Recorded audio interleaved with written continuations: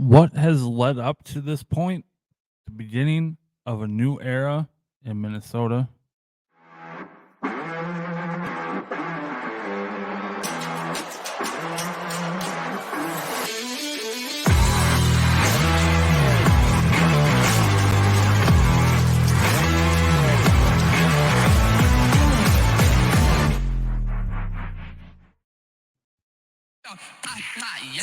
Welcome back to Vikes Vibes. This is DJ, your place for Vikings content. Go to subscribe to the YouTube channel, hit that bell for notifications. Just takes a couple seconds. Go subscribe. We're trying to build that subscriber list up. Yeah, it'd be appreciated. So yeah, what happened here? The Vikings. How did we get here? The journey to JJ. Our number one and number two quarterbacks this year are Sam Darnold and JJ McCarthy.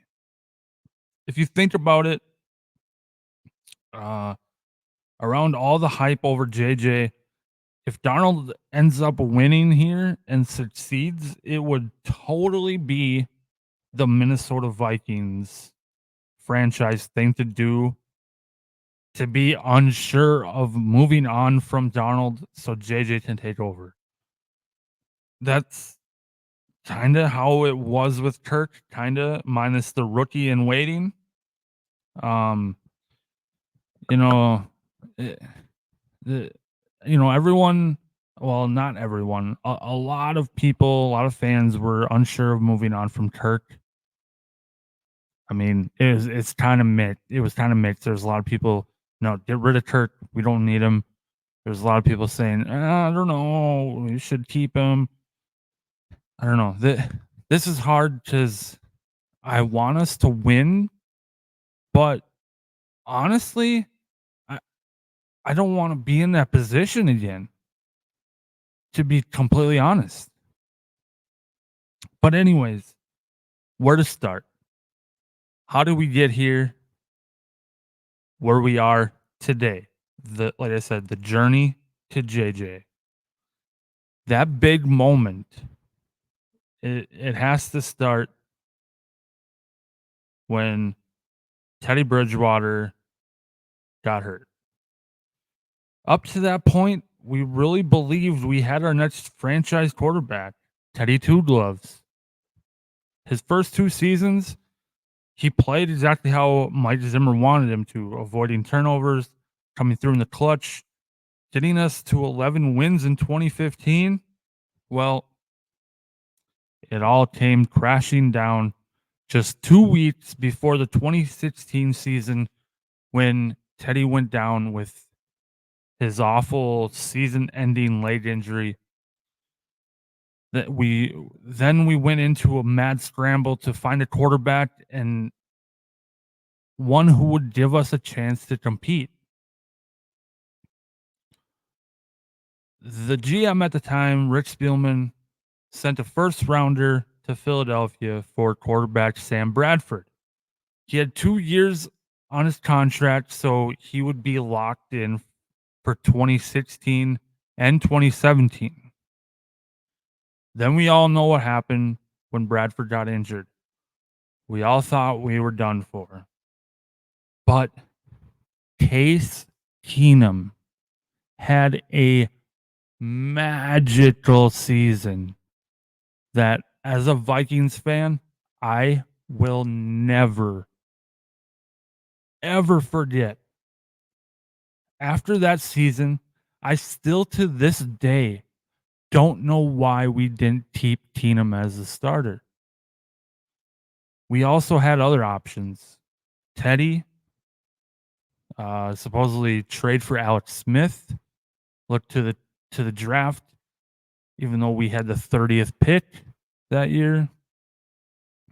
Too bad the Vikings at the time didn't see the potential in quarterback Lamar Jackson out of Louisville, because he went 32nd overall to Baltimore, and he became an elite MVP caliber quarterback.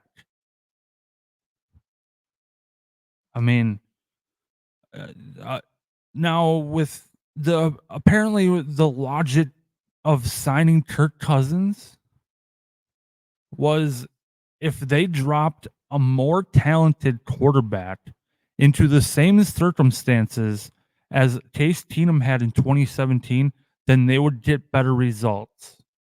Well, they learned life in the NFL, it don't work that way.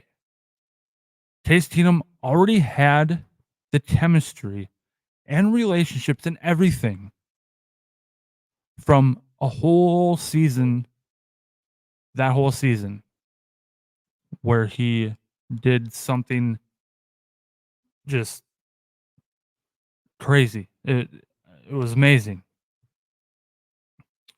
Um, Afraid of Kirk leaving and letting his contract play out, the Vikings extended Cousins and thought they could rebuild on the fly.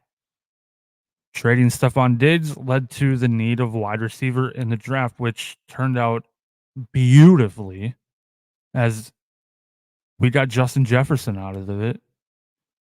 The other first round pick was cornerback Jeff Gladney. Rest in peace, brother. After Cousins' multi-year extension, we started 2020 1-5, and Mike Zimmer's defense fell apart as we finished 7-9. Okay, then Kwesi Adolfo-Mensah and Kevin O'Connell come strolling into town.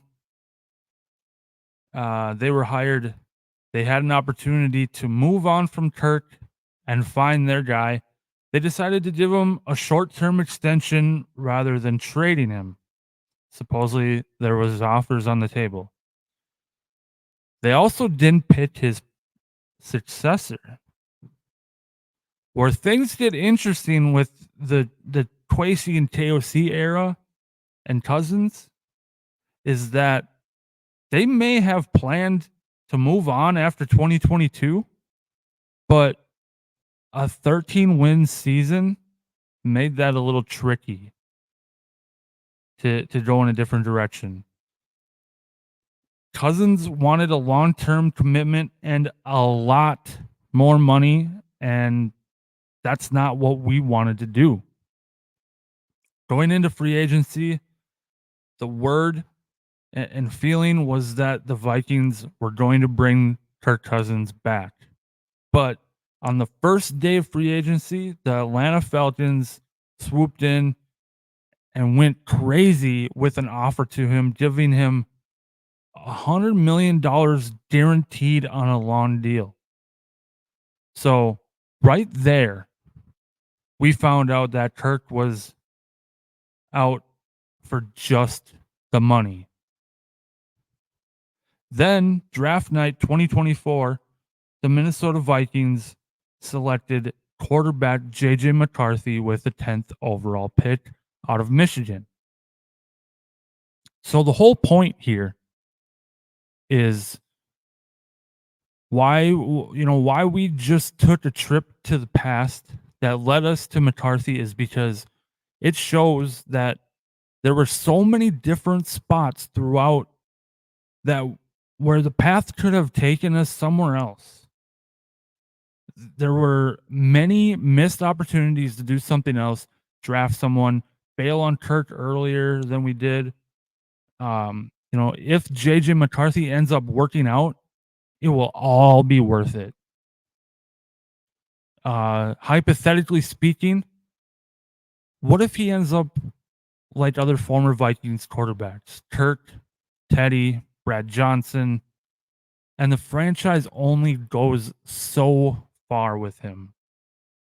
It shows you how high the bar is and that we have tried and passed on different options along the journey.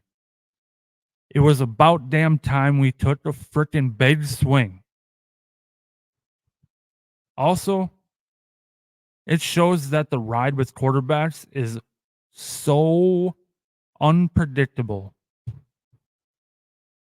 So, Vikings fans, buckle up because it's going to get interesting. Subscribe and hit the bell, and we'll see you in the next one.